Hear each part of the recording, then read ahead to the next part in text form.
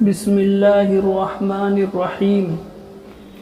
حضور اقدس صلی اللہ علیہ وسلم کا ارشاد ہے کہ غزوہ بدر کا دن تو مستثنی ہے، اس کو چھوڑ کر کوئی دن عرفہ کے دن کے علاوہ ایسا نہیں جس میں شیطان بہت ذلیل ہو رہا ہو، بہت راندہ پھر رہا ہو، بہت حقیر ہو رہا ہو، بہت زیادہ غصے میں بھرا ہوا ہو، اور یہ سب کچھ اس وجہ سے ہے کہ عرفہ کے دن میں اللہ کی رحمت کو کثرت سے نازل ہونا بندوں کے بڑے بڑے گناہوں کو معاف ہوتا دیکھتا ہے، بندے کے بڑے بڑے گناہوں کا معاف ہونا دیکھتا ہے۔ شیطان کو اس دن میں جتنا بھی غصہ ہو، جتنا بھی اس پر رنج و ملال کا اثر ہو، جتنا بھی وہ پریشان حال ہو، قرین قیاس ہے، کیونکہ اس کی عمر بھر کی محنت کی بڑی مشقتوں اور محنتوں سے اس نے لوگوں کو گناہ کرائے، وہ آج ایک رحمت کے جھونکے میں معاف ہو گئے۔ اس پر جتنا بھی اس کو غصہ اور رنج ہو وہ ظاہر ہے۔ ایک حدیث میں آیا ہے کہ شیطان اپنے شریر لشکر کو اس پر معمور کرتا ہے کہ وہ حاجیوں کے راستے میں بیٹھ کر ان کو راستے سے بے راہ کرے۔ صوفیوں میں ایک صاحب کشف کا قصہ امام غزالی رحمۃ اللہ علیہ نے لکھا ہے کہ ان کو عرفہ کے دن ایک شیطان نظر آیا کہ بہت ہی کمزور ہو رہا ہے، چہرہ زرد پڑا ہے، آنکھوں سے آنسو جاری ہے، کمر سے سیدھا کھڑا نہیں ہوا جاتا، وہ جھک رہی ہے۔ ان بزرگ نے اس سے دریافت فرمایا کہ تو کیوں رو رہا ہے؟ اس نے کہا کہ مجھے یہ چیز رلا رہی ہے کہ حاجی لوگ بلا کسی دنیاوی غرض تجارت وغیرہ کے اس کی بارگاہ میں حاضر ہو گئے، یعنی کوئی غرض نہیں سوائے اللہ کو راضی کرنے کے کہ اللہ ہم سے راضی ہو جاوے، کوئی غرض نہیں ہے۔ اللہ کے گھر، اللہ کی بارگاہ میں حاضر ہو گئے۔ مجھے یہ ڈر، یعنی شیطان بتا رہا ہے کہ مجھے یہ ڈر اور رنج ہے کہ وہ پاک ذات ان لوگوں کو نامراد نہیں کریں گی۔ یعنی شیطان کو بھی معلوم ہے کہ وہ اللہ کی ذات کتنی رحیم و کریم ہے کہ اگر اس کا دریا رحمت کا ٹھاٹے مار رہا ہے اور یہ حاجی وہاں پہنچ گیا اللہ کے گھر، تو اللہ ان سب کو معاف کر دیں گے،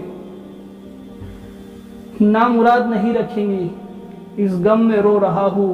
وہ فرماتے ہیں کہ پھر میں نے اس سے پوچھا کہ تو دبلا کیوں ہو گیا؟ اس نے کہا کہ گھوڑوں کی آواز سے، جو ہر وقت اللہ کے راستے میں حج، عمرہ، جہاد وغیرہ میں پھرتے رہتے ہیں، کاش یہ سواری میرے راستے میں۔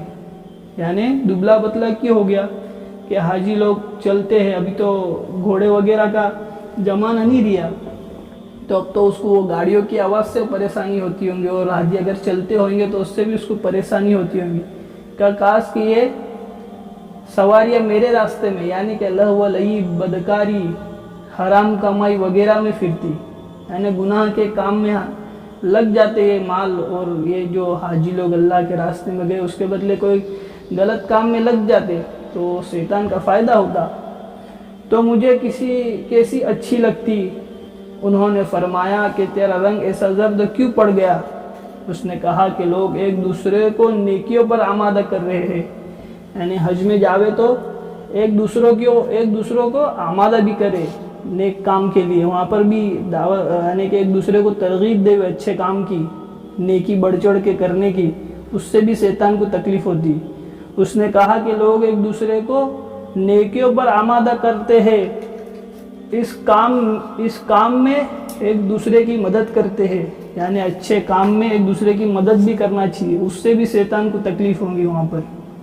اگر یہ آپس کی امداد، اناعت گناہوں کے کرنے میں ہوتی، یعنی اتنی سارے اچھے کام اگر شیطان کے بتائے ہوئے راستے یعنی گناہوں کے کام میں کرنے میں ہوتی تو میرے لیے یعنی شیطان کے لیے کس قدر مسرت کا سبب ہوتی۔ انہوں نے فرمایا کہ تیری کمر کیوں جھک گئی؟ اس نے کہا کہ بندہ ہر وقت یہ کہتا ہے یا اللہ خاتمہ بالخیر عطا کر، ایسا شخص جس کو اپنے خاتمے کا ہر وقت فکر رہے، کب اپنے کسی نیک عمل پر گھمنڈ کرے گا۔ نیو پتہ چلا شیطان نے کیا کہا، ان بزرگ نے کیا پوچھا، تیری کمر کیوں جھک گئی؟ اس نے کہا کہ بندہ ہر وقت یہ کہتا ہے کہ اللہ میرا خاتمہ بالخیر کر، میرا خاتمہ اچھا کر، ایمان کے ساتھ کر۔ ایسا شخص جس کو اپنے خاتمے کا ہر وقت فکر رہے، یعنی ایک بات یہ بھی آئے کہ حج کے موقع پر یہ دعا بھی کرنی چاہیے کثرت سے کہ اللہ ہمارا خاتمہ ایمان کے ساتھ کریو، کب اپنے نیک عمل پر گھمنڈ کریں گا۔ تو انشاءاللہ یہ چیز مانگنے سے انسان کے اندر گھمنڈ بھی نہیں آئے گا کہ ہم نے حج کر لیا۔ سبحان اللہ و بحمدہ، سبحانک اللہم و بحمدک۔